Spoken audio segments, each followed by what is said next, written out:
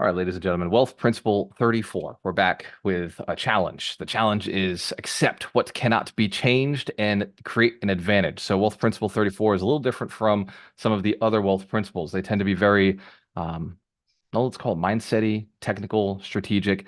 This one is no matter what, whether you're in business or not, this principle is going to be necessary for you for the quality of your life. Who here owns a business or wants to make large amounts of money?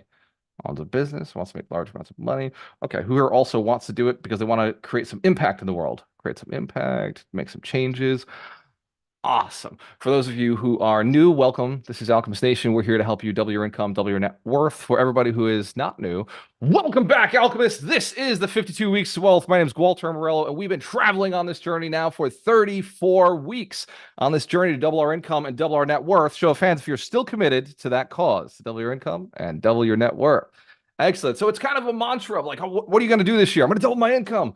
What are you going to do this year? I'm going to double my net worth. And if you say this to weird people outside of the community, those oddballs say, well, it's not all about money.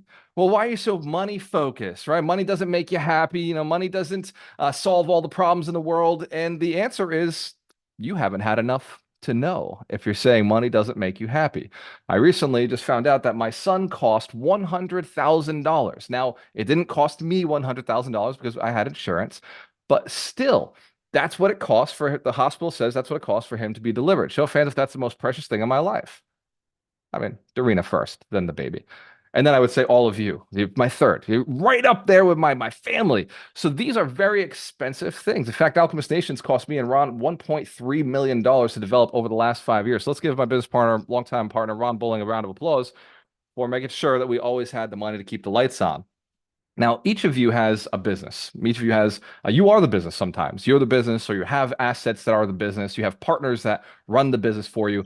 And these are really important things to keep you afloat, keep you alive, and keep you feeling passionate. Who here loves their business because it helps other people? Loves business because it helps other people. Yes. Now, as you're out there helping other people, sometimes you end up in problems and you end up in challenges. Before I go into the wealth principle and how we're going to work today, I do want to point out the 5 benefits of staying on the call all the way to the very end. First, we're going to focus on controllable factors that you can change. We're going to adapt to resilience. We're going to create strategic and strategic advantage out of your business. We're going to give you some peace of mind. And at the end, you're going to have a long-term vision. So, fans, that's a good enough reason to stick around today. I'll aim to do that quick. I'll aim to do it very fast today because I want you to be able to do more Q&A at the end. I think the questions are the most valuable part to real estate investing and to business scaling. So we're going to spend a little bit more time with the Q&A at the end because I noticed we've been doing Q&A for like 30, 40 minutes and the lesson has been just dragging a little bit because I was a little too passionate and I didn't understand my topic very well. I will be hanging out with the mastermind this weekend here in Tampa. So for everybody who is flying down to Tampa, let's give them a big round of applause. I can't wait to see you in person. It's been since the summit, many of you. Since the summit, I haven't seen a lot of you in person. So it's going to be great to hang out and develop and spend the 3 days working on your talks. Who here is familiar with how the universe works? Familiar with the laws, natural laws? A few of you, yeah. I see, very confident. All right, I'm going to throw some words at you then. The first being gravity. Gravity being a law that we're all very familiar with. It operates like this. Isaac Newton said, what goes up must come down. Who here has seen that in business as well? What goes up must come down. How you do anything is how you do everything. So if it works in the scientific, physical realm, it also can work in your business. Now, in business, we say this, all entrepreneurs, and before I say what we say, I want to get a voluntary hand. You are an entrepreneur. Show of hands if you are a business owner. Excellent. So we say that a definition of a business owner is one who solves problems for other people. Another way to look at that is one who solves problems that they did not create. Now, I'm going to propose to you that problems are much like gravity to an entrepreneur. Now, we know how gravity works. The bigger the mass, the more attraction it has. The smaller the mass, the less attraction it has. There are little asteroids floating around our universe that are kind of clumped together loosely because there just wasn't enough mass. Then you have our planet and other planets in our solar system that are really solid, in fact, so compressed because of the gravity that we have a liquid core that is constantly moving and protecting us via an electromagnetic field. Who here knows most of these things, or all of them, remembers them from science, or watched a little Netflix? Excellent. Your business is very similar. You're attracted to problems as a good entrepreneur. Now, here's how business works. You require more than one problem in order to provide a solution. And I want you to do a thought experiment with me with your business right now. Imagine the problem that you solve for your customers. Imagine that problem, the problem that you solve for your customer. You can drop it in the chat if you want to share what you do. What is the problem you solve for customers? Either write it down or drop it in the chat really quickly.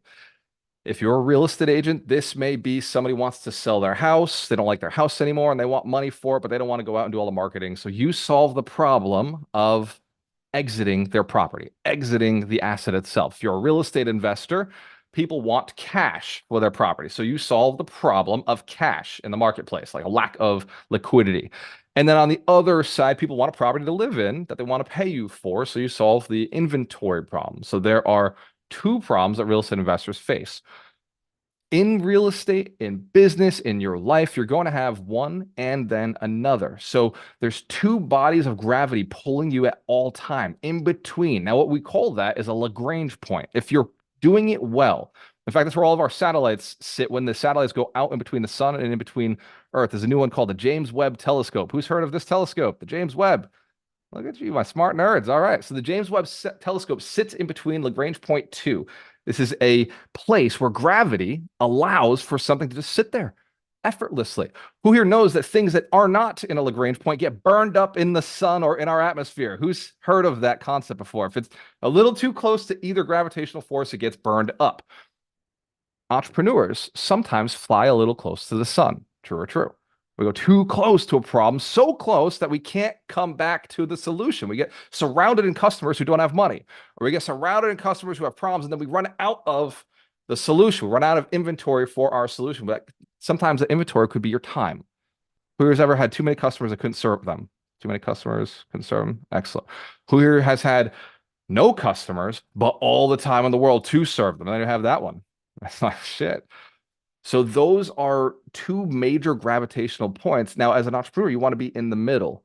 And so what we're going to talk about today is how to get back to the middle when you've gone too far into a problem. And sometimes when we go too far into a problem, we end up with the same problem that our customers have. Who's had that experience before? You go too deep into solving the money problem, people, you end up without money. So you go too deep into solving the inventory problem, you have no inventory. And so it's a challenge that we face back and forth. So we're going through this. I just want you to keep in mind that there is a Lagrange point for your business. And if you're not feeling, this is a better way of saying balance, life balance. We're not really looking for balance. We're looking for an organized space where you can float where you need to float, where you can be handling things as they come at you instead of stressing and firefighting. Who's tired of firefighting all the challenges? Excellent. And I will admit, we are in a challenging time in the market. We are. There's no denying it. In fact, me and Vinny spent almost 30 minutes this week talking about the challenges of the marketplace, the interest rates, the low inventory, the investors' lack of flexibility, the buyers not interested in paying that super high price, and the list goes on and on and on. You know, China and BlackRock and all of the different things that we could think about that are causing issues inside of our personal businesses. By the way, show of hands if there's even more. You got a list that's even longer, larger. You got your family is sick. You got your children you got to take care of. You've got your body is failing. You got to go to the gym and you don't have time for the gym, or your nutrition is all messed up. We have all sorts of things that are happening outside of our business as well. So today we're going to solve some of those. And I want to get you, your rocket, your business, right into a nice Lagrange point in between a big body of inventory and a big body of money, and also feeling like you have the ability to come back home at any time. Who here likes this idea? Getting a little bit of balance? Excellent. So some of the benefits of embracing the principle are you will feel better, right? This concept, by the way, Wealth Principle 34, is one that most people don't do well. I think in this community, we do a very good job. And to again remind you, the principle is accept what can't be changed and create an advantage. This is two principles. The first is accept what can't be changed. To define that, it cannot be changed. This is like gravity, right? Gravity cannot be changed. It's a mass so powerful, we don't even really understand it, other than it does it the same thing consistently most of the time, except for with our expanding universe. We're not quite sure why our universe expands. We call it dark matter when we don't understand why gravity does what it does. Show of hands if there might be dark matter in your business, things that we don't quite understand why it's doing what it does. These are things we have to accept. We don't have the knowledge or the resources to figure them out, so we have to accept that they're happening. Now, there are things that you can change that maybe up here you think can't be changed. Show of hands if that's happened to you. You know that you found out later that there was actually power you had. That's not what I'm talking about. I need you to be able to define first what can and what can't be changed. There are things that cannot be changed. I cannot be taller unless I wear shoes. But physically, I cannot adjust my bones to the point where I'll have a Tony Robbins size scale. I just can't get to that 6 foot, whatever he is. But there are things I can change. I can improve how high I can jump, but then even that will have limitations. I can choose the tools that I have around me. I can put spring-loaded shoes on and I can jump significantly higher. Show of hands if there are ways for me to change my abilities, change the result I receive. I may not be able to do it the way that Michael Jordan can do it or Shaquille O'Neal can do it, but I could adjust. I could shift the way I do it. There are cosmic rays bouncing through the universe. They have no problem flying in space. We, our human bodies, have a hard time, right? But robots don't. So there are ways for us to still. We have what are they called? Pathfinder. We have all these drones out on Mars. Who's watched any of those? Seen the drones out on Mars? See them rolling around, getting pictures. We're not physically there, right? But we are, as a species, getting to look at and watch. So maybe the problems that you have are not because of you or your situation. Maybe it's a lack of resourcefulness. So first, I want to identify what we can and cannot change. One, we cannot change the economy. That is a non-negotiable, cannot be changed. We can change our economy. Show of hands if we agree. There's a difference between the economy and our economy. They can operate differently. Another change.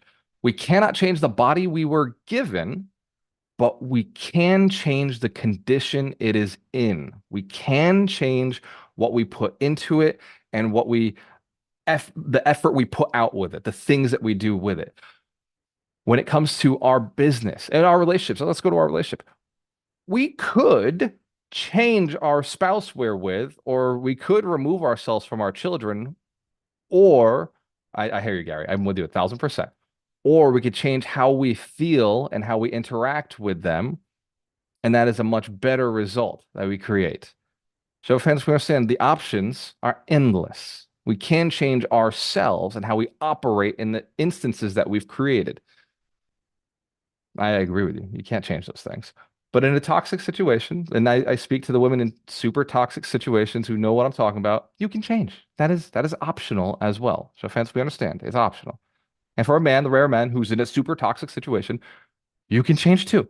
It's called child care. What is it? What do you write checks to pay for your children? And you can also get child custody. You can do the work. You can fight for your children. I know Greg LeBlanc does a very good job as a father, making sure that he has custody of his child, or whatever he could get.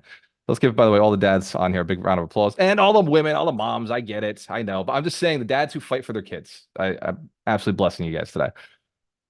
So we understand that there is change, and change is things that we can control. Now, there are things, again, that we can't control. We can't control that the dollar is the best currency. That is non-negotiable. It's the biggest currency, the best currency. Everybody uses it. So my suggestion is transact in dollars.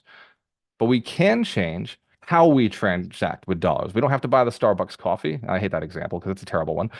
We don't have to go buy the Ferrari today. We can go buy a real estate property. We can go and buy a large chunk of real estate assets. If you have no skill in buying real estate assets, you could go and spend time with a mentor. You could get yourself into a hotel, you can get yourself into a dinner or a lunch, or you get yourself on the golf course. You get yourself somewhere around people who do know how to buy real estate. You could probably just pay a professional to teach you how to buy real estate. There's realtors all over the place. Trust me, they're dying for your business. They're not dying, they're not dead, but they are really putting in the effort to find you. So we don't have all the limitations we may believe. Let's now shift into the business itself. By the way, before I talk about what you can do, I want to get a real buy-in on the fact that you are going to do something. Who here knows you're going to do something no matter what? You're going to change no matter what. Things must change, right? You can change. When problems arise, I'm going to give you some tools now. Actionable steps that you can drive through the rest of your week with. Actionable steps that you can change the scenario. Who here wants a financial goal to change? The past income, the financial blueprint. If you sat down with me, I do this exercise where it's, what is your income from this year? What is your income from last year? What is your income from the year before? What is your income from the year before that? If you sit down with any of our agents, you're going to get the same thing. With one of our wealth advisors, you're going to get the same exact thing. They're going to walk through the last 3 years. The reason they do this is because they want to find out, what is your pattern? What have you earned for the last 3 years? Are you going up and to the right? Are you going down into the left? By the way, that's temporary. You can only go so far. Are you going sideways? Again, that's eaten up by inflation, but your quality of life will go down. Or are you a swinging income? Does your income go up and down? This is called a financial blueprint. And any of our Millionaire Path consultants know how to do this conversation with you. They'll walk through and say, hey, this is what it looks like. And they can predict your future. Show of hands if you know. If you look at the last 3 years, you can predict what the next 3 years look like. It's not too hard because it's a pattern. And so if you identified your pattern, I want you to now decide what you want it to be. Change the income. You can do it with us right now, right on the call. You can just, hey, this is what it has been the last 3 years, and this is what I want it to be anyway. I see what I've done, and I want to change that. And when I talk to people, there's not much I have to do beyond that. Like when it comes to the financial blueprints, like once I identify it, you can pretty much fix it. Show of hands if you already understand, like it's possible. Like now that you know that it exists, like, oh, that it exists just because it has existed. It can be changed. What you make is not a set in stone thing unless you don't look at it. If you don't look at it and you don't start actively seeking ways to change it, it will be set in stone. There's nothing I can do about that. But if you have the acknowledgement that it is changeable, you'll start seeking out the leverage, the education, and the people to change it. You start seeking out the opportunity. So I'm hoping right now what I just gave you is enough for you to start saying, okay, I'm going to go change. I'm going to change my income because I know I can change my income. Next, we're going to go into the steps. We're going to do some steps. So I want you to write these things down with me. I want you to run through this with me. I don't want you to change everything. I just want you to change one thing in each of the three categories: health, wealth, and relationships. So just small changes, by the way. None of you are allowed to do, if you're making $10,000 a year, you're not allowed to say I'm making 6 figures this year. No, bad. That's not the sort of change I'm looking for. But you can double. And if you are at the 10,000 range, you can 5x. I really think that's super easy. I was at 17,000 and I 5x. I got to 115,000. So I know that the smaller dollar amounts are a lot easier to get way bigger returns. As you get to 6 figures, multiple 6 figures, it becomes a little harder to 5x. So if you've seen that in companies, companies at the $1 billion range, just happy if they make a 2% growth. It's like, wow, we're so thankful for 2%. Right now in your life, you're probably not thankful for 2%. That wouldn't be enough. So the example would be if you're making 6 figures, how do I get to 250,000 or how do I get to 150,000? That would be a very realistic goal that you could set for yourself. If you are not going to the gym at all, you could say, hey, go to the gym one time a week, right? That would be a massive dramatic change that would be impactful. And then maybe you just add another one in 6 months or whatever. So problems that arise from neglecting this principle are resistance to change. Being afraid of change will create more necessity for change in your life. In fact, changes that you'll be forced against will be physical. They will manifest and become actual physical changes in your life. My girlfriend, Dorina, is beautiful in the sense that when she's emotionally frustrated, her skin starts to itch. So I can literally see how angry she is by her doing this, like this little thing going on. I'm like, oh, she's not feeling congruent with something in her life. Right? She wants to go this way, and the universe is pulling her this way, and she'll start getting a little bit of pressure that shows up. Who here has seen somebody's face turn red? Face turn red when they get a little angry, like a little resistance. Imagine if that continues for too long. People end up with all sorts of different chronic ailments. So resistance to change will create change regardless. The more you resist, the more it persists. The more you fight, the more it comes at you anyway. So I want you to write down, I allow going forward things I can't control. Allow if you can't control them, and I mean genuinely, truly can't control them. I'm not talking about the like hunger in the planet. I do think that we can solve hunger in the planet as long as we go make money and we donate to charities that are doing a very good job. I think that those are solvable things. But things like the Earth being where it is and we want to move to another solar system, that we can't change. Agreed? I mean, we can't move the planet. That's where we shouldn't. Number two, missed opportunities, we're going to let them go. If the opportunity has been missed, we're going to let it go. We're going to let that missed opportunity. I was talking to an investor yesterday, about millions of dollars I've lost. Millions, millions of deals that I choked on. I had them under agreement, and last minute I backed out. Lost the deal, lost millions. Me and Ron did one more recently, about a year ago, $4 million we would have had. Me and Greg just did one recently, $2 million we would have had. Mississippi, 100 units, like we know we could have had it, and we just choked on the deal. That is frustrating. So I want you to let go of those because they're not helping you. It's not helping you move forward. Increased stress. The more you resist the changes in the world, it creates more pressure inside of you. And that isn't necessarily the healthy pressure. I want a pressure. I want a pressure so big, so crazy that you actually do stuff. I want you to feel anxiety. I do want that. But I want you to feel anxiety in the sense of excitement towards the goal that you're setting for yourself. And so that is a step. So I want you to write down whatever you're feeling, increase stress around. Ask yourself, does this stress lead me to the result I'm seeking? Is the stress because I'm changing, or is the stress because I'm moving into a space I don't want to move into? And I don't mean like if you got to go cold call, that may be a space you don't want to move into, but ask yourself, does it give me the result I'm looking for?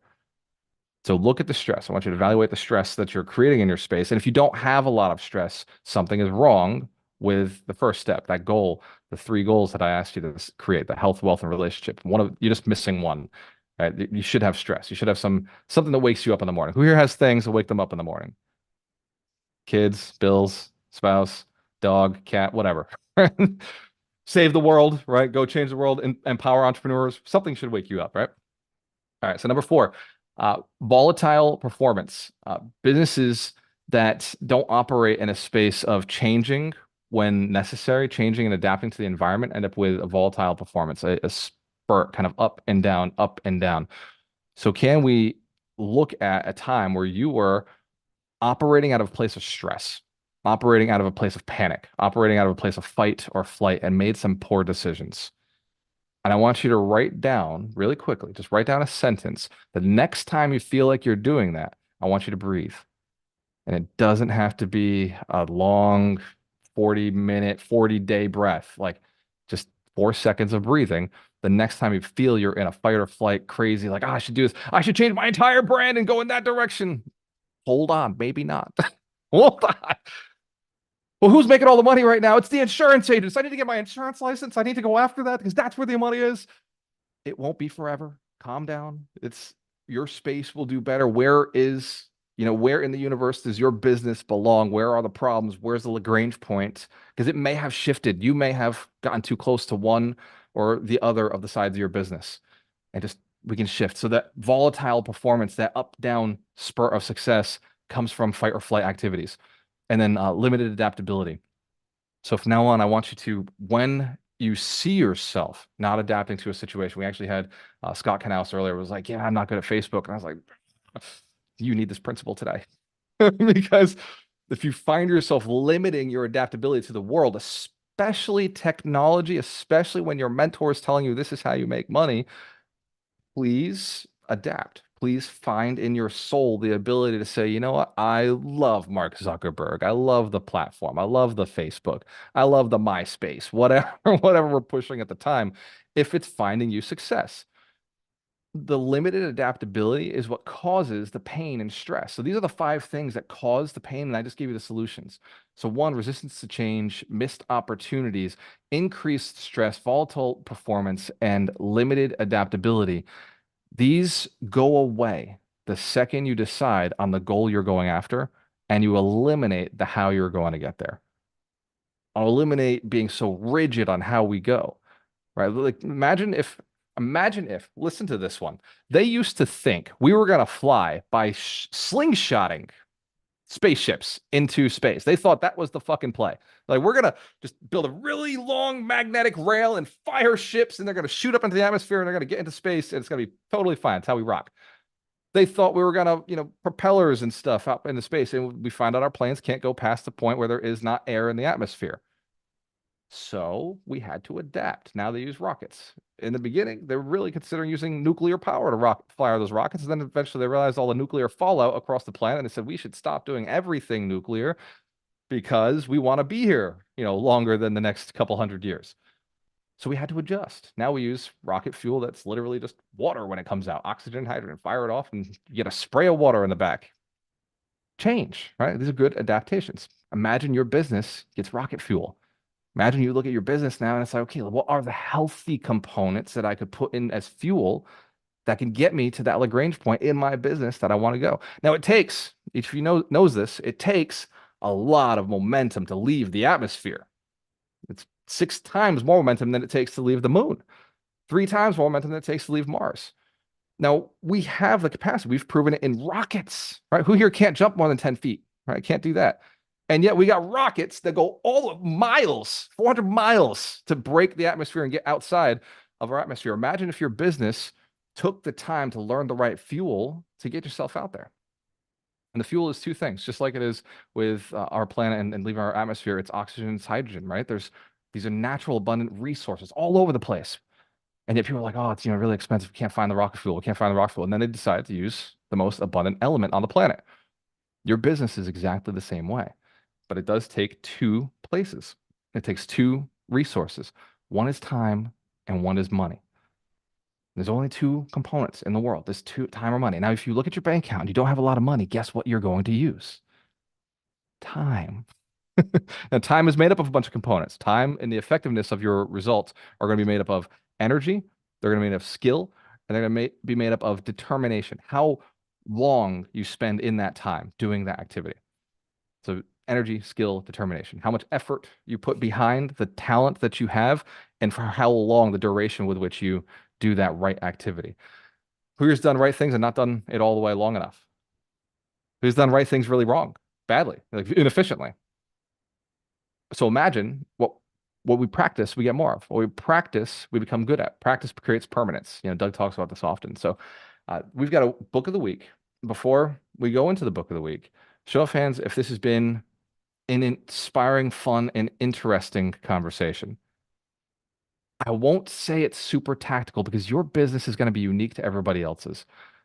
But it is important to acknowledge that whatever change there is in your universe, in the outside part of your economy, that there is a oxygen component, there is a hydrogen component, and you can't put them together yet until they're coming out the back end of the rocket. So you have to have your business built and ready to throw those two pieces of fuel together, because if you don't, most rocket ships blow up on the pad. Who knows, most businesses die within the first 3 years. It's because people get excited when they hold oxygen and hydrogen. They get excited when they hold time and money, and they go, ooh, let's slap them together and see what happens. And shit explodes. You have to be intentional with your investments, both your time and your money. But if you are super intentional, you can do absolutely amazing things and your business can rocket to the top. Your time and your money are going to be how you affect change. When change happens, how quickly can you respond? When the market shifts, how solidly can you stand to make sure that you've got the right data in? How quickly can you move to make sure you're getting better data? And then as you do that, how can you adjust? As the wind changes, the weather changes, things come at your business. How do you adjust? How do you move? Now, write this down before we dive into the book of the week, before we go into this wonderful book, which is really life-changing. Let's just write down a couple of things that are clear for you and your business. Some of you may have to change your marketing strategy. Some of you maybe just need to do more marketing. Some of you need to change your sales strategy. Some of you just need to be on more sales calls, right? Some of you need to change the way you approach your business. Maybe you just need to change the literal conversation that you're having with people. And maybe that's the component. But I think if I'm clear about business, and I'm pretty sure I know business pretty well, most of you are not talking to enough people. And that may be the change that is necessary. Most of you probably not having enough conversations with the right people to create the change that you'd like to have. And I know this because inside the mastermind, I have my highest level community members telling me the problems they're facing. And every time they tell me their problem, I'm like, well, it's always ever deals, money or labor. They don't have enough deals, they don't have enough money, or they don't have enough good labor to do the work. It's usually a conversation is my suggestion. Hey, how many of insert persons did you call to ask them if they'd be interested in your investment opportunity? How many people did you call to ask them if they have a deal available for you? How many brokers, how many wholesalers, how many direct sellers? How many property managers did you call to see if they can manage this asset? How many contractors did you call to see if they can get you a better price, if they can do a better timeline, if they're available? There's always somebody available, right? There's only two problems in the world, time or money. And they're usually solved by a contact with another human being. So I don't like to say, there's three problems. Do you have enough people, time, or money? It's time or money, solve it with a conversation, right? This is Alchemist Nation. This is not do it all myself universe. This is we work with other people to get shit done. We hire people, we partner with people, we bring people into our deals to create the capacity for your rocket to go off. Imagine if Elon Musk was like, I'm going to build a rocket all by myself. He'd still be at his little desk building little plastic ships. right? If Elon Musk wanted to build rocket by himself, like, look at me, I'm gonna be awesome. We wouldn't know the guy. Same with Tesla. He bought into Tesla. Tesla's a pre-existing business. He bought into, acquired, and then raised more capital for because he thought the business was doing very, very well or had the capacity to do very well. Maybe you're missing the investor in your business. Maybe you're missing the labor in your business. Maybe you're missing a partner in your business. Maybe you're not where you belong in your business. Maybe you're not the CEO. It is entirely possible that you're in a CEO position out of ego, but maybe you're not the CEO. I'll tell you what, I told my team this week, I was like, I don't think I'm a good CEO. To be perfectly honest, I'm making massive failures across the board for my own standards. But currently, I'm the only one doing it. So I'll continue to do it. I'll continue to sharpen. I'll continue to improve. Who here thinks you could be a better CEO for your business?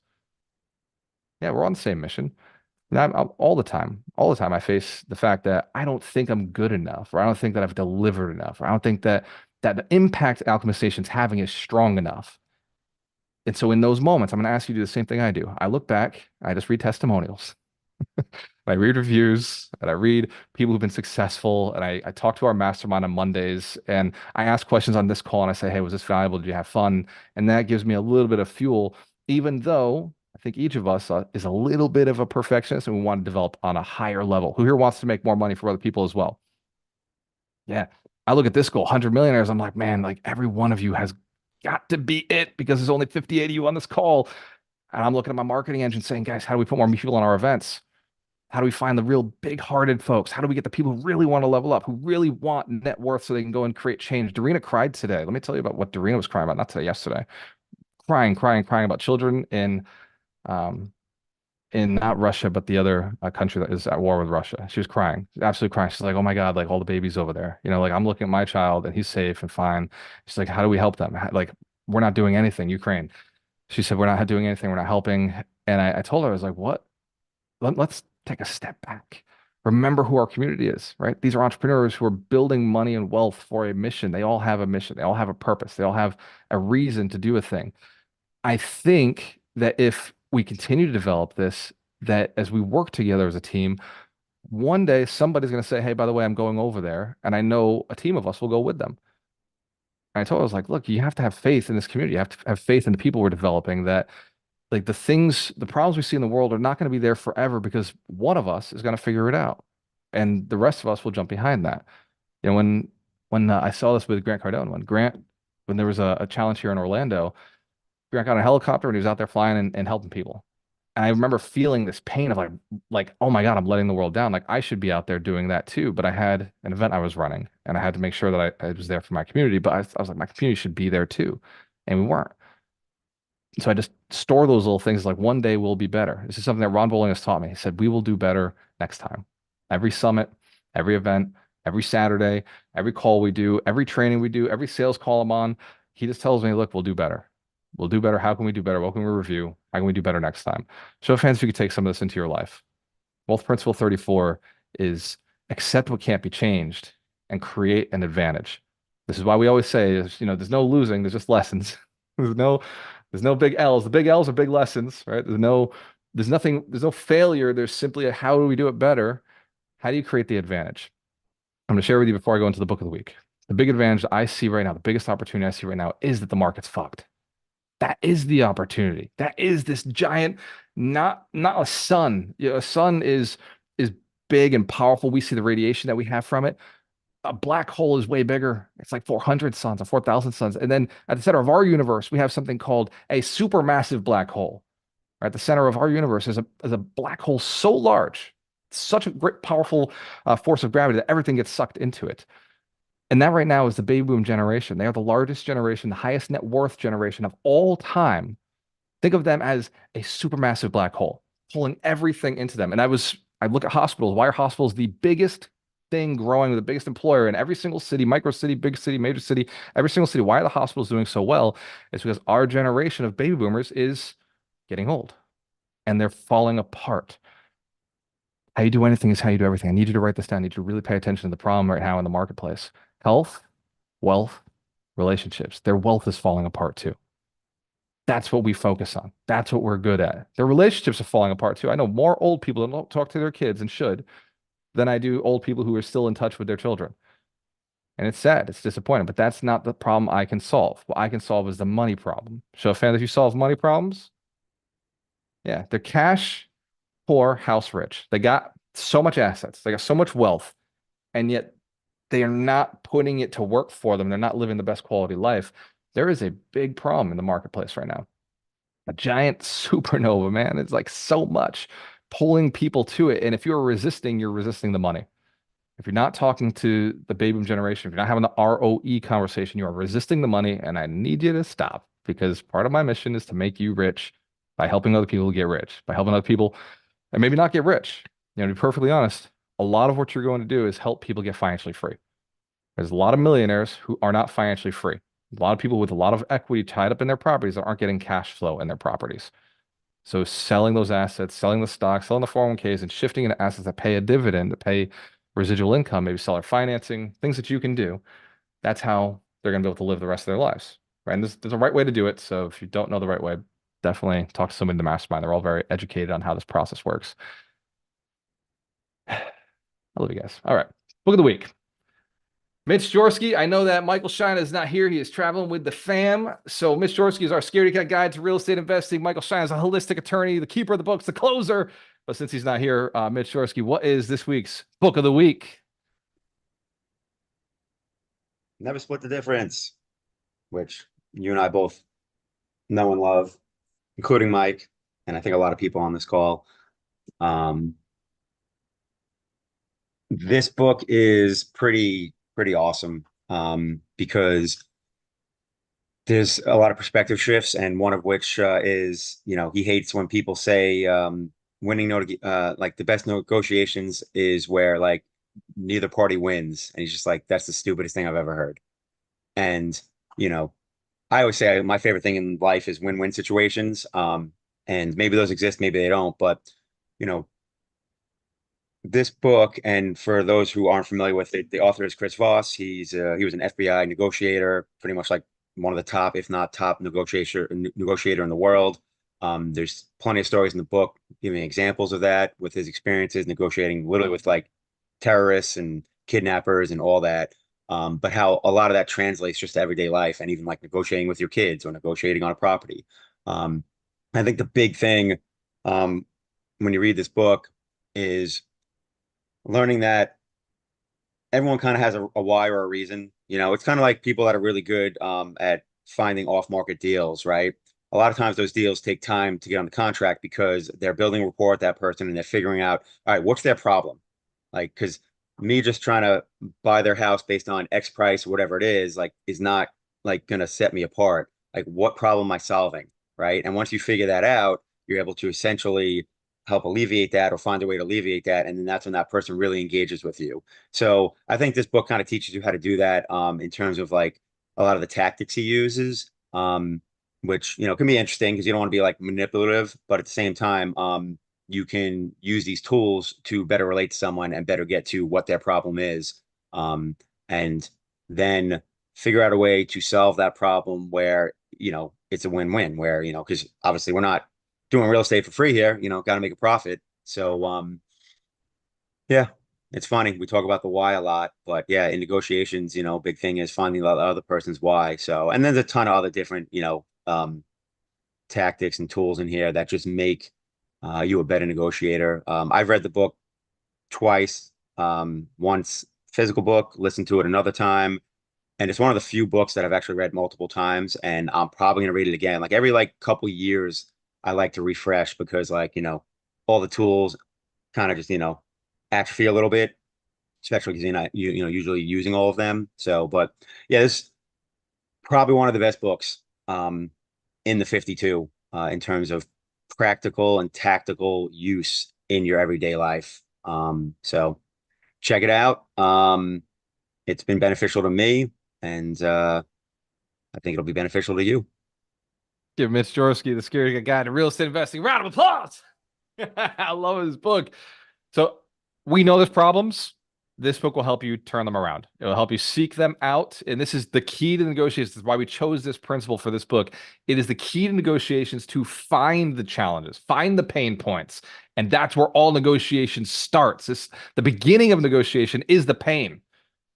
All right. So this book will help you dive into this principle at a much deeper level for yourself as well. Some of you are having more internal problems than external problems with negotiating. Cool. Learn how to negotiate with yourself. Stop splitting the difference. Find the better solution for those self negotiations. I'm not a huge fan of David Goggins. I think the guy beats his body up kind of in a silly manner, but there is some toughness to that, some grit of I've got to create this habit today. Like it's no bullshit of like anymore. Like just go and create the habit. I think he's got a lot of daddy issues that he really should address. And I think that he's losing a lot of his gains. I don't see the biceps on this guy because he's running way too much and he should spend a little bit more time eating the right calories and hitting the gym like a lot of you are doing. But I will say that there's something to that toughness of like no matter what, I'm gonna win. No matter what, I'm gonna prove to the world that what I believe in is the right thing to do. I'm gonna prove to my family that I can be the person that I said I would be when I chose to bring them into this world or when they chose to bring me in this world. There's a lot of people relying on you to do what you do, and it's so important to have some fun with it, right? So, fans, if it's a lot of pressure, there's a lot of pressure on you, for sure. Most of you on this call, you're the one in the family who has to make the money. Most of you on the call, you're the one who is the folks around you are dependent upon you. Is that true? Show fans that's true for you. So one of the things I love about Ed Mylett, he said, you're the one, right? You're the one. It's okay to acknowledge that you're the one. Don't look around and be like, who's going to do this? You do it. There's nobody else who's going to pick up the phone for you or call the customer for you. You're the one. There's nobody else going to make the decision to invest or to acquire the asset or to jump on a call with another investor, jump on a call with another bank, jump on another call with somebody who's going to finance your deal. You're the one. There is no other person to do that deal. Unless you've been the person who makes the call to find that partner to do that part of it for you. There is no more waiting for things to happen. The world is moving fast. I can't stop the world from spinning. The days go the same for me as they do for you. You're the one in your family who's got to step up. You're the one who's going to make the change. So there are tools to do it. There are lots of tools to do it. If you need a conversation with one of our team or one of our staff, you can go to alchemistnation.com, jump on with one of them, and find out what those tools are for you. We want to make sure that you're getting everything that you need. For our local leaders, thank you so much for being that light in your market, for helping people find their way to that next location, whether it's uh, improving their finances, improving their business, improving their investments, or just some of you improving their happiness. Sometimes that's all it takes to make sure that people keep coming back. Because if they go to see you one time, they're not going to have the change that they're looking for. So, fans, if you agree, people around you tend to do better. The longer they're around you, the more often they're around you, they tend to do better. So, as people are coming into your world, sometimes you got to do the follow up. Sometimes you got to be the one who just touches them and says, hey, by the way, I still care. And I do my very best to do this for everybody in the community, but I'm only one person. You are the leverage. You're the person who can go out and say, hey, by the way, I care. It's not just the Walter show. This is Alchemist Nation. This is the local leader saying I care and really pouring into people. So thank you. Let's give all of our local leaders a big round of applause for all you do. We're going to go to Q&A because it's my favorite part of this. First to unmute wins. I want a challenging story that you overcame, and I want it to be in business. A challenging story that you overcame, whether it was a deal that you thought was going to go sideways and never turned out, like you thought the deal was going to die and then you brought it back to life. I want to know how you changed the situation. First, mute wins. Cliff, go ahead. I see you'll look like you got one. I do. So it was a few years ago. As you know, I'm a real estate agent. So a few years ago, I had a deal.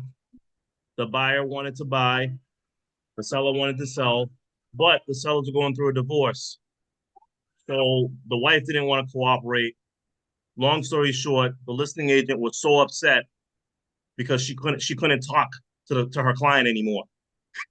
So I had to step in to talk to the other side and said, listen, I said, you both had an agreement to sell this house. So why don't we do that so everybody can move on? So literally had to have like a come to Jesus moment and counsel this woman because she just wasn't thinking rationally. She was upset. She didn't want to move. She had a baby come in. There was a bunch of factors. And I said, listen, I will help you relocate. If you need to find an apartment, whatever you need to do, we will help you. So I had to sit there and literally talk to the other side. So long story short, it got done. Give Cliff a round of applause. He didn't just let the deal go. I know so many investors who will be like, "Oh, well, the deal's dead." The agent doesn't know how to talk to their client. Like, dude, let me. I'll go straight to the client. Like, give me a second. Hold on. Let's get this figured out. Maybe it's a communication issue. Fantastic, Cliff. Well done, brother. Let's get another share. And Dorena did text me to remind me that we've got an event coming up. Names on Deeds. Who here knows that the more real estate you buy, the richer you get? Familiar with that?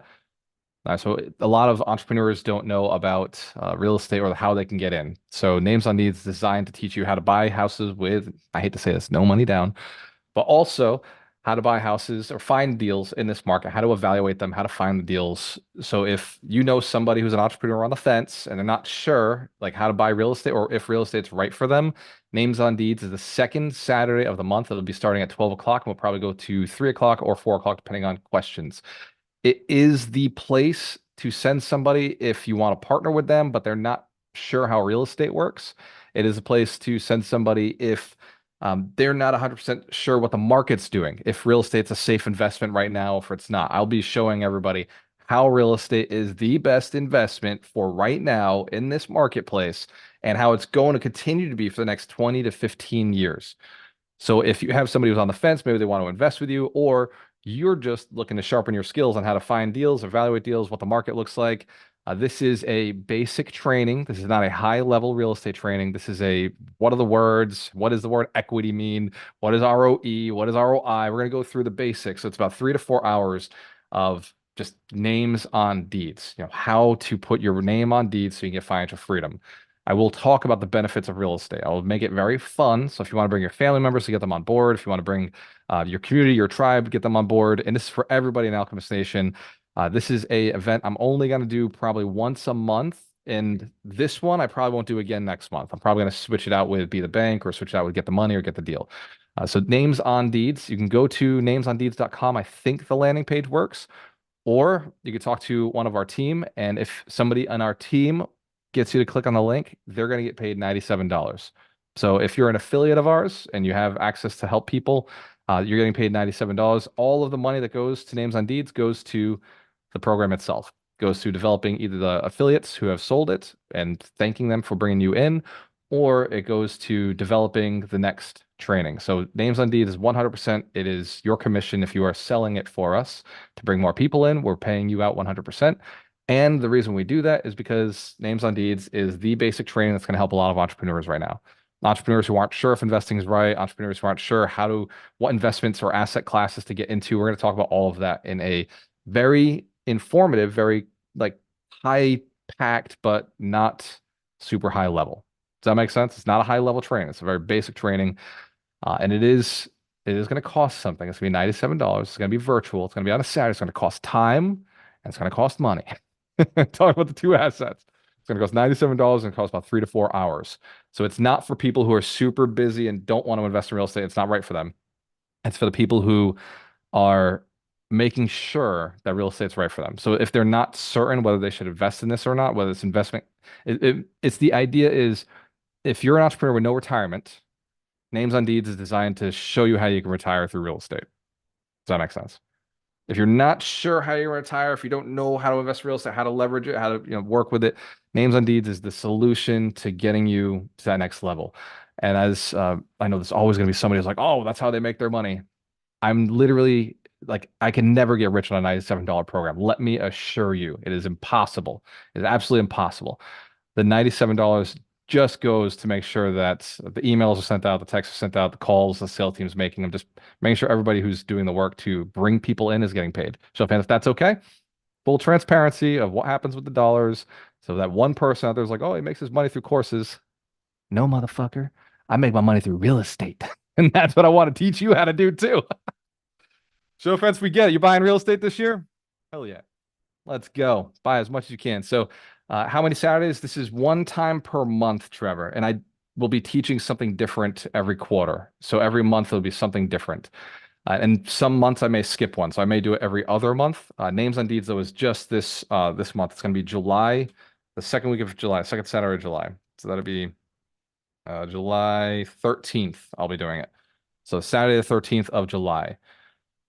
There's nothing wrong with making money on courses, Rachel. I'm totally about it. I'm not a course person. I'm a mastermind person. I believe in network. I believe in jamming people together. I provide so much training because I think training's a part of the process.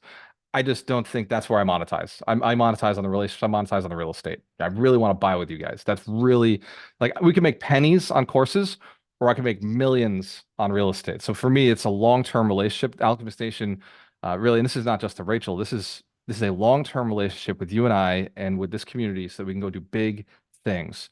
The deals you're doing right now, I think, are small, but I will do them with you because I think they're the necessary step to get to the next level. Show of hands if that makes sense. Like me and Greg talked about this yesterday. If I could share, I'm gonna do a little Q&A for you. I'm gonna tell you what questions you should be asking me.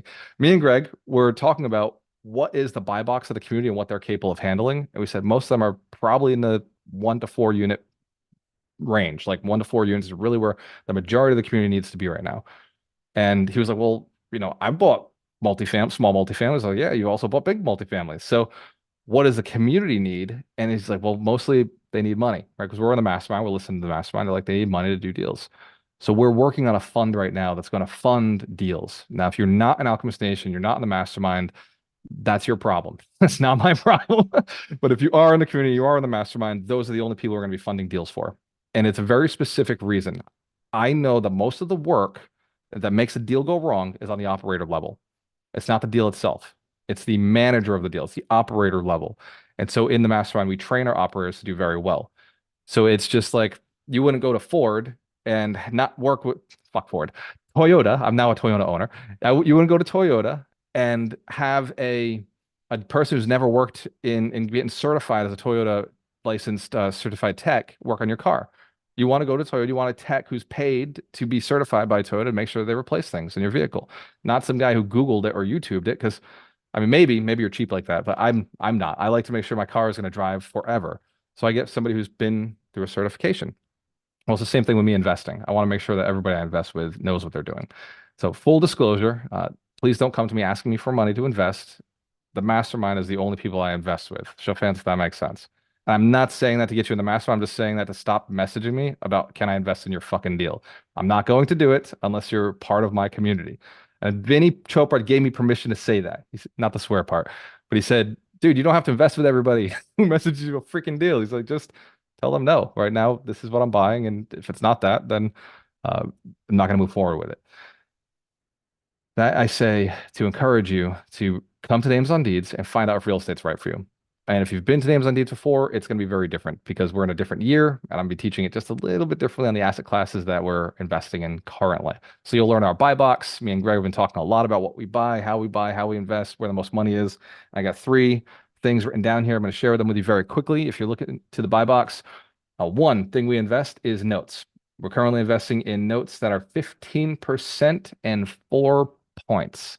I know many of you are like, well, who would do that? Lots of people. Like right now, that's just super cheap. It's super affordable for notes.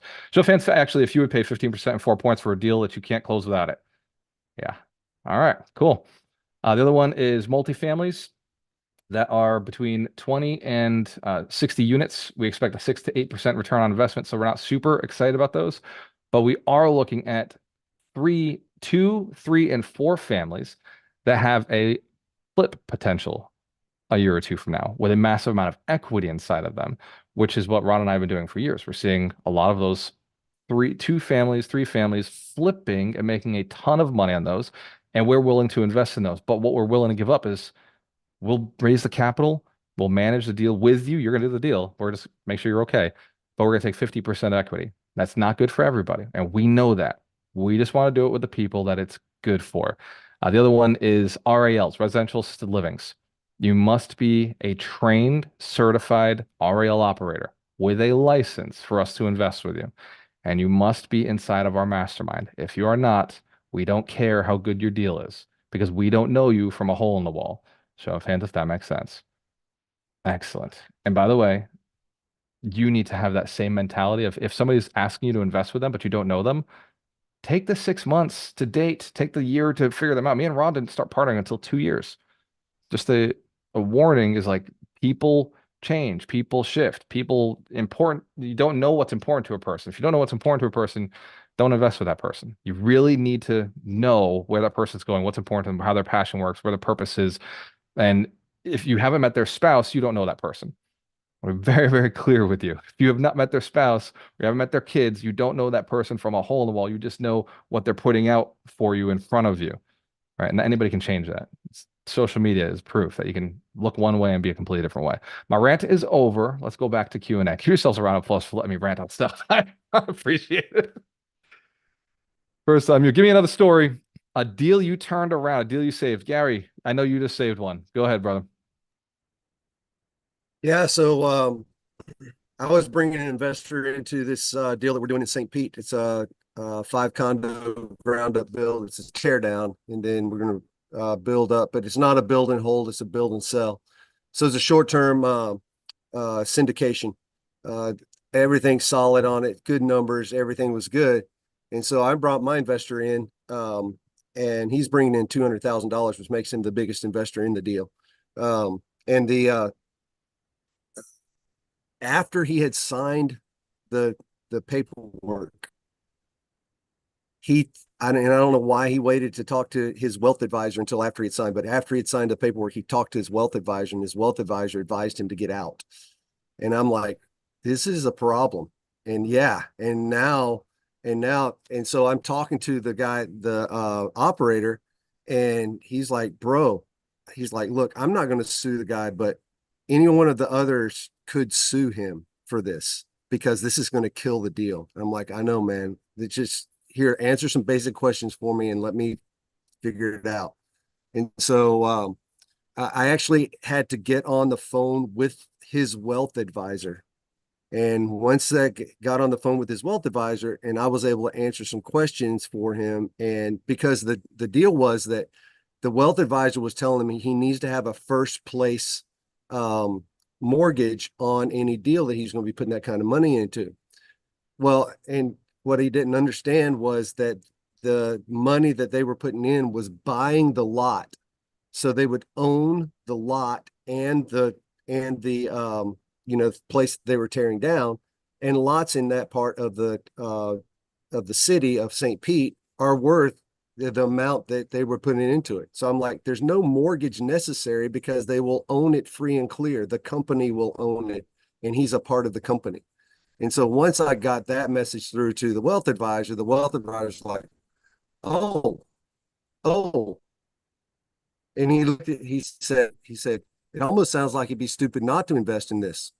And I was like, now you understand. And so yeah, so then the wealth advisor had to talk with him. Anyway, he's in, we saved the deal.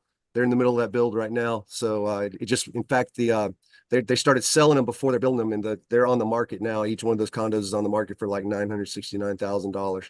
So they're in the process of selling them out and building them up. So good stuff. Give Gary Aker a round of applause. That is called pre-selling, right? They're selling the asset before they have even built the asset. This is something that Vinny Chopra told me he does with his residential assisted livings, his senior assisted livings. They won't even have dug the ground. They're already get a leasing agent out there selling to the seniors the space that won't be available for another year, another 18 months. They're just saying, hey, this is available, this is available. And that's how much business and money there is. You can book out a year in advance or a year and a half in advance in the senior assisted living space. And same with the condo space. You can literally sell a condo that's not built yet because it's so competitive right now. So wonderful. And by the way, Gary, great job on turning that around. Let's get a few more shares. Let's give Gary a round of applause. Wonderful, wonderful share on a deal that could have gone sideways, could have been dead. What are some concerns in the marketplace? Actually, Greg LeBlanc, my business partner who's helped me. We just closed 35 units. We're 8 months into stabilizing. Greg LeBlanc, go ahead, man. Tell us how you got that deal to finish line. Because it was shaky. There was points where we weren't sure we were going to do this deal at all. Yeah, I mean, it's been a long journey on that one. And hold on one second. Yeah, it's been a long journey on that one. Definitely a lot of,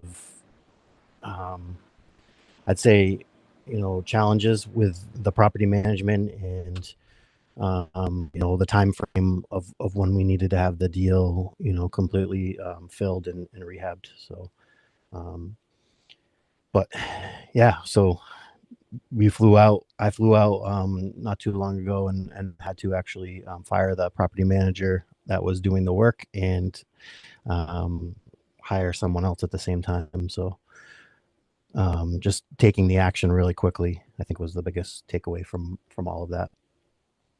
Yeah, let me go and tell a little bit more of the story here. So Greg literally had a property manager who was telling him that he needed to renovate all of these things. He was spending the money that, like we have in our contract that says you have to talk to us. So anything over $500, he was spending $5,000 a clip on things that were not safety issues, that were not necessary, because we had asked him to stop. And he said, screw you guys. I'm going to fix everything. I'm going to put this property the way it was when I found it. Like, I'm going to bury you guys. He was mad. He was frustrated because Walter Morello is this influencer. He's like, fuck that influencer. I'm gonna take all his money, right? He's got some stick up his ass. And Greg flew out there because he was literally destroying the property. He was just, destroying it financially, like making sure that we got no money back. He would like take all of the rents and he'd just spend them. Show a fan that that's a terrible situation if you got bills to pay. A terrible situation. So Greg got on a plane, flew out there, got a police officer at the property, and got a cease and desist for the property manager. Said, you can't step foot on this property. He shows up with his attorney. Greg handles all of that, flies back, puts a new property manager in place. This guy goes and tries to collect rents from the tenants and tells us that he's not collecting the rents. So in Bill Diem says they haven't paid, and yet the tenants have receipts that show they did pay. So a shady character, a really unscrupulous character. So we have this case, we've built it all up and put a new property manager in place. This woman is a dream. She's a dream. Here's how we knew we were getting screwed. Her renovation for the same exact things, always $1,000 less. Turning a unit, $1,000 less. Replacing an AC, $1,000 less. Replacing a furnace, $1,000 less. Everything is cheaper. And she's like, yeah, he was taking advantage of you guys. He was screwing you guys. That didn't need to be replaced. We're finding out things he was replacing did not need to be replaced. It was simply a poor mindset with a poor manager. So show of hands if you've ever hired somebody wrong before and it cost you a lot of money. Yeah. What did Greg do? He got on a plane. He went and saw it for himself. He saw what was going on. Units this guy was saying were trash, garbage. So much work needs to be done. Greg walked him. He's like, dude, they're literally like they're almost turned. Like they just need like flooring or they need like a little paint. These units are done. Like they're done. Like everything is good. He's like, you can put a tenant in right now. Just like wash the carpets and wash the floors. The units were done, but he was telling us they were trash, which is why it's so important to have a partner like Greg who gets on a plane and goes out there and checks on stuff. And one of the other benefits, we had another contractor who went on the property and told us, sent back pictures and videos separate from the property manager. Trust, but verify. So fans were catching this. So there's challenges, right? There's going to be shit that happens to you. There's going to be tough things that happen to you. Me and Greg had to go and do a phase 2 on that property to make sure we had enough money to justify and finish the project. And that was an option. Oh, do we not fix the units and leave that vacant so we can't do a refinance, or do we go and do a little capital call to finish and do the refinance? By the way, a lot of investors right now are doing capital calls. A lot of investors are going out and their deals are going sideways and they're going back to their investors. And that is why we're doing a lot more of our deals more cautiously internally within the community instead of operators I don't know who are just going to say, yeah, I need more money. Like I need an operator who's going to go out there, fly out there and figure it out. And that's let's give Greg a blank round of applause. I love the work he's doing, man. Few more Q&A. We'll take a few more questions. And for everybody who's got to jump off, love you. Have a wonderful weekend. Cheers to your success. Whenever choice. Always work with the best. We'll stick around for a few more questions. Doug, go ahead. You're in Canada right now? Yes, I am in Canada. Congratulations, man. Well, thank you. It's not quite as hot as Florida right now. But I wanted to ask a question because I saw a couple of notes there in the chat. When you do the names on deeds, will you give more information about what that 50-50 ownership investment scenario looks like? Yeah, absolutely. So that's one of the reasons for names on deeds. Show our buy box, share how we make our decisions, and then we can talk about. There'll be an hour-long Q&A session at the end. Around 3 o'clock, we're going to open up the Q&A. And that's part of what I want to talk about is like, hey, here's how I evaluate an operator. Here's how I evaluate a deal. Here's how I come up with whether the 50% makes sense for a person or whether they should just go to a hard money lender and do the deal that way. And so one of the things that we do before we ever do a deal with a person is we offer them all the options of not working with us. We start with, hey, you could just go raise capital. Hey, ask the seller financing. Hey, do the subject to. Or maybe you go raise private capital. Who do you know who might have the 50,000 or the 100,000 you need to do the deal? Like I'll give a person all those scenarios and send them out with that homework. And if all of that doesn't work out for them, then it's like, okay, yeah, we'll do the deal with you. And Doug, sometimes people do the deal just to say they did a deal with us. I've had many people do a deal with me, and I've done deals with people just for the relationship. Larry Steinhaus literally did a deal. He's never, ever, ever lent money in the history of Larry Steinhaus. I don't think he's lent his kids money, right? But never lent money ever. And last year, actually, the deal we were just talking about, the Decatur deal, Larry was the first investor. And Larry didn't give us money for a long time. He was like 2 weeks. Like lending is new to him. It was hard. It was hard on him. You needed it for 2 weeks. I only needed it for 2 weeks. It's true. And he had another deal going. But so Larry found a way, and he said, honestly, the only reason I'm doing it is for the relationship. If it was anybody else, I would have said no, because he said no for the longest time. So we do it for the relationship as well. We do it to see what you're capable of, testing you out on small deals so that we're doing bigger deals in the future. It becomes a better relationship. In fact, the 35 units that me and Greg did together, Greg, you can tell him, the whole time I told Greg, I was like, this is a beta test. This is just to see how we work together, how things move, what is right, what's wrong with the system, how our communication is. And he did that very well in 35 units. 35 units so far, he's done a wonderful job at finding it, getting it, locking it down, managing the relationship, managing the asset, solving problems. And I told him, I was like, man, I'm glad we didn't do this on 300 units. Like we're still figuring each other out. We're still figuring out how this dynamic works. So the deals we do with you guys really are it's a relationship builder. It's to figure out what the communication is, how we scale this up, how we can do more deals together. So Doug, it is, we can go more into the details in names on deeds, like how we structure that, why it's structured the way it's structured, and it's all designed to protect both parties. We're not a one-sided contract. We really want, at the end, I tell everybody I work for testimonials. So the more positive things you can say about us, the better I've done, right? Let's give Doug Ford a round of applause. Great question. I love that. Yes, we'll go deep into it in names on deeds. Let's get another question. Jamie, what's up, man? You got to tell us about that deal you lost. The deal you lost. And what you got to do about it. Jamie Uberto out in Daytona. Going on, man. I hate to rub it in, man. I know it's still fresh, right? Lost the deal. Jamie, what are you going to do? Yeah, no, it was we put in an offer. It was just a single family for a fix and flip. It put in an offer for 170,000. They accepted it. Went down to inspect it. Actually had Dina go down to take a look at it for me because I was out of state. I was up in New York at the time. So then they came back, said, "Oh, we just got an offer for our 181,000. Can you bring your offer up?" So I told them, no, I can't. I'm sticking to my 170,000. I'm not really going to make too much money on this one. So that's pretty much the price I could pay for it. So they said, okay, well, you could still go inspect it and take a look at it and, just let us know what you think about the place. So she took a look at it. Everything looked good. Came back, said, oh, we're going to accept that 181,000 unless you could bring your bid up just a little bit more. So I figured they were trying to play games with me, trying to get more money out of me. So I gave them like a specific number. I said $171,351. So I gave them that.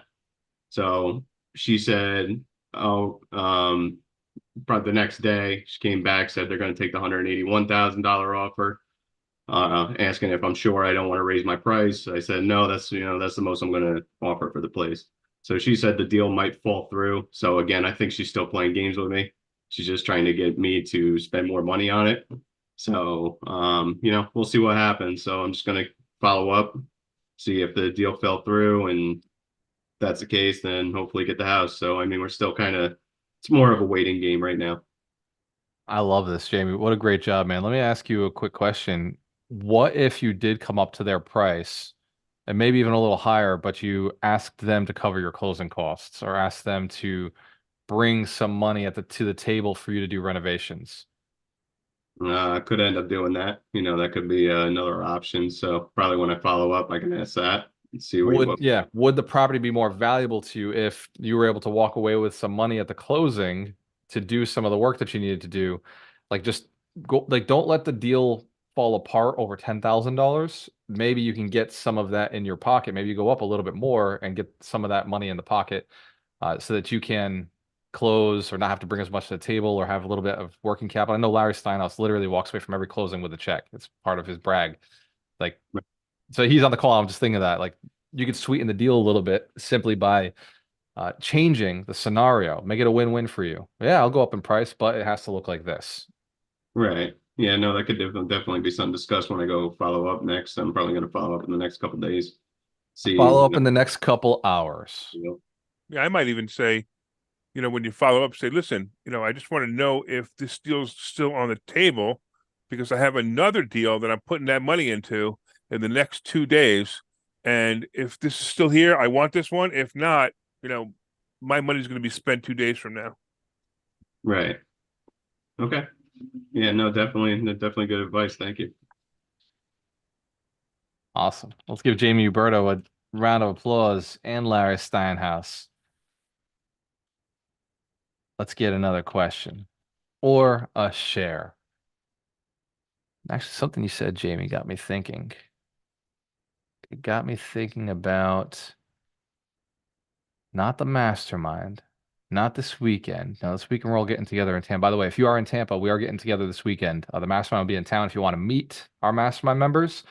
Sometime on Saturday, this Saturday, there'll be a chance for you to come in and meet and hang out with the mastermind for a little bit. So if you are in Florida or nearby Tampa and you want to hang out with our mastermind members, sometime Saturday, they're going to be speaking. They're going to be teaching. I'm teaching them how to capital raise. I'm teaching them how to speak and communicate their mission and message. So it might be a really fun opportunity for you to come in and get to know the mastermind and also, hang out and see what they're about and what they're doing and give them thumbs up and thumbs down on some of their talking and their speaking ability. By the way, the mastermind, they're gutsy. They're going to be speaking in front of people for years and years. They're learning how to do it this weekend, how to talk about real estate, how to raise capital through communication and education of real estate. So if you want to hang with players, like these are my players, these are people who I'm going to do deals with. If you want to hang with them this weekend, we're going to be in Tampa. They're learning Train the Trainer how to speak from stage, but you can also meet them, hang out with them. It's a really good networking opportunity. Sometime on Saturday afternoon. Depends on how we do with getting them there in their talks prepared. So great opportunity this upcoming Saturday. Let's get one more share before we jump off. Ron, what's a crazy ass deal you've done? You saved millions. You've done a lot with us. What's the craziest one that actually came to fruition, that actually panned out? Well, we did buy that rooming house. Oh, dude, that was a terrible situation. Okay, yeah. All right, rooming house story. So if fans want to hear a rooming house story, man, what a bad deal. Well, holy shit, what a terrible situation. That turned out to be a great situation, but wow, I was mad the whole time. Yeah, go ahead, Ron. So what did we buy that thing for? We bought it for $300,000 on MLS. On MLS, $300,000, I think in 2020 or 2021. Yep. It was part of a church. And the person that had bought the church before us separated it into three different parcels. One was a church, one was the seminary piece, one was we think it was Convent. The convent, right? Yep. We bought the convent. And then, oh man, we went through a winter, we had broken pipes, we had a sprinkler burst. We put so much into it, and then eventually decided just to sell it for what did you say we bought it for? What? We bought it for 300,000. We put 37,000 into it, and we sold it for 480. Oh well, I mean, you just ruined the punchline. We put it on the market for 400. We That's figured right. we'd break even and then just get out of it, right? And then there was a little bidding war and it cranked it all the way up to 480. So yeah. And here's what we did. The thing that made this worth 480, the only thing we did that made this worth 480 is not the renovations we did. It wasn't the fixing of the leaks or the pipes. Or wasn't the painting of the first floor. Well, the thing that we did was we converted the usage of this building from convent to rooming house. We literally sent in a request to the city to change the usage of the building from convent to rooming house. They said yes. They sent it back, said, yep, this is now a rooming house. Now, it took us like 45 days to do that, whatever. I had to show up at the meeting. And that's what made it worth it because it was a rooming house with the sprinkler system. That sprinkler system pushed up, it was a rooming house that could be used literally day one. That pushed up the value to 480. And the guys owned other rooming houses. These were smart, sophisticated investors. They were looking for rooming house. All we did was change what it was on MLS. The usage in the city and the usage on MLS, the marketing material said rooming house. And that jacked up the value. Now we bought it. We bought it as a 6-family multifamily. That's what it was listed as inside MLS and listed in the city records. And that's why we bought it was a 6-family that had it was not set up. Everything had to be redone renovation. We would have spent almost 200,000 just to renovate it to get to be a 6-family. So it had the wrong usage. There wasn't the highest and best use for the property. We went in, we said, this is closest to a rooming house, closest to a rooming house, not as close to a 6-family. And so we shifted its usage and that increased its value because now we're able to market to rooming house guys and they know what they can make. They can make it was a 48-unit rooming house instead of a 6-family dwelling. 48 units, you're talking about making $4,800 every single week. That's a $20,000 a month income. So fans, if you understand, usage is important. All right, highest and best use of a property. Sometimes that little change is all it takes. Anyway, that was a wonderful story. Let's give Ron Bowling a round of applause. And I'll admit there was some luck involved there. We didn't think we were gonna make 480,000. Like we thought we were gonna get 400 and maybe make 30,000 out of this thing. Making that additional 80,000 was a stroke of luck. Like sometimes that happens in the marketplace. So very thankful for all the deals that worked out for us in that manner. And it seems we've gotten very lucky, haven't we, Ron, over the years? Just properties go up in value to the point where Well, we started buying when you could actually buy on the MLS and find a deal. We bought what was our first 4 properties? yeah, Before there's a shooting fish in the barrel. Like 2016, 2017, when you and I start partnering up, we just started, buy Didn't that, we buy also that. stop buying right before COVID? We Or stopped buying right before COVID. We bought the condos right before COVID. uh-huh. We didn't buy anything else after that, right? No, we did. We did that flip in Bowen Street. Oh yeah, Bowen Street. We did three flips. That was the year of the convent. That was 2020 was the year of the convent, Bowen Street. We did a bunch of flips. We did 3 flips. Still doing flips. Yeah. We bought the 5-unit and the 3-unit on the same lot. John Street, whatever, it was 4th Street. Oh, that one. Yeah. Wow. Yeah. There's a cool story. We bought this 2 buildings for 480. At the time, we thought it was really expensive. We were like, this is kind of quite a bit for 8 units to spend $480,000 for 8 units. But we had the money. We had it structured in such a way where a hard money guy didn't require us to bring any money. So it was like no money down and we bought it anyway. And then we refinanced it really quickly into a big portfolio loan we were doing. That's why we did it. We were like, we're pulling this portfolio loan together. Why not? We can just refi at 5%. It's going to be, super easy, makes sense. Then we sold. Here's what's cool. The portfolio loan never put a note against the 5-family. They never put a note against it. So when we sold the 3-family for 400,000, Ron, was that right? Yeah. We sold the 3-family for 400,000. That 80,000 that was left, the note on the property, they had applied it to another one of our condos. So we had this 5-unit paid off, had no note on it. It was literally completely paid off, 5-unit, because of having a portfolio loan and then applying all the debt to that portfolio loan. We were just sitting on this property. Super cool situation. The luck. Like sometimes this shit happens. We can have something paid off. And if you buy and sell and buy in portfolios and you do portfolio loans, sometimes it works out.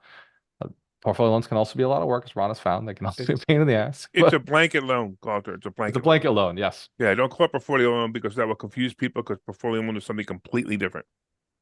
So the lender called it a portfolio loan, but it is indeed a blanket loan where they bought everything under one roof. I was 45 units all under one roof, or 90 something units all under one roof. No, The actually, interesting part, 48 units wasn't in that. So yeah, the interesting part was the lender was a portfolio lender. That's what you're getting confused by.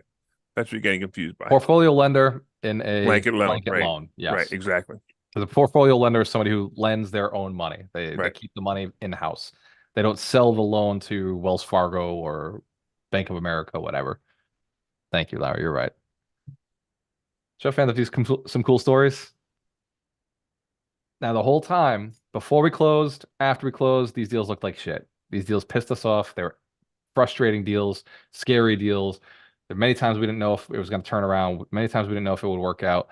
And I'm talking about deals that we did, right? Even the 35 units I did with Greg 8 months ago. Scary, man. Before we closed, during the process, they're scary. Like the deals, they never release until the day you sell them. The day you sell them, you're like, look at how that turned out. That turned out to be really great. But until they're sold, they're frustrating. Even when they're cash flowing, they're frustrating. Ron and I had a 5 unit that we owned, not free and clear, but we owned it in like $200,000 on it, or less than that. It was like 150,000 left on it. This was Walnut Street, Ron. Remember that? What was it? It was a historical house. So we owned this thing for cheap money. We bought it with two other buildings. We paid $750, and we paid $600,000 for all three buildings. It was 11 units total, so 5 units and 2 threes. And this 5 unit, we never fixed anything in it. Man, like the roof was rough, the chimney was rough, like the basement was rough. And like we never ever fixed anything in it. This thing cash flowed 18,000 a year for like the 3 years we held it. Every year it cash flowed because we were just like everything needs so much work. We can't fix that building. We just can't put the money into it. We can't put the money into it. It needs so much work. Just, paint it, whatever, turn it, get the units filled. We're not going to do the big renovations on it. Later on, we sold it for 500,000. Yeah. So, and the thing cash flowed the whole time, and the guy came in, he renovated it. He did all the work. So like we've spent so much money fixing buildings. This one we just didn't fix. We didn't fix. All we did was make the units really nice. We made the yard nice. We did like the things, but we didn't paint the building. We didn't do the roof. We didn't do the chimney. We bought it on the last leg of its life, and we sold it on the last leg of its life. We didn't do anything. And sometimes the market takes care of you. We got very lucky on that property. It cash flowed so well, even though like there wasn't a lot of units, it was 5 units, but it cash flowed 18,000 a year because of the lack of fixing things, lack of spending money on things. And I'm not trying to say be a slumlord. What I'm saying is sometimes you delay the big major capex if you can. We patched that roof instead of redoing the roof. So that in 1 year saved us 18 grand. That's why we cash flowed that much. We went up there, we spent $500 patching versus replacing.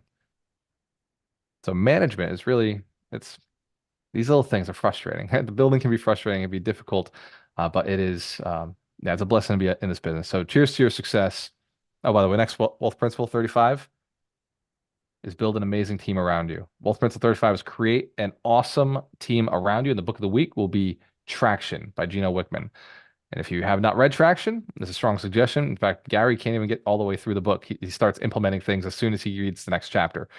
So Traction is a wonderful, wonderful book for building your team, for training your team. Ron went through it one time when he's like, man, I got to go. This is like a workbook. You have to literally go through it. And if you think it's a workbook, there is actually a workbook that goes with it. So the workbook component is totally worth investing in. And we're going through the book and we're doing the workbook. Strong suggestion to each of you is go out and do something really cool that scares you and do it anyway. Keep going, keep pushing. The deals are amazing. Just make sure that you verify, trust but verify, stay on top of it. Cheers to your success. When you have a choice, always work with the best. Enjoy your weekend. And for some of you, I'll see you in Tampa. I can't wait to see you guys in person. Cheers.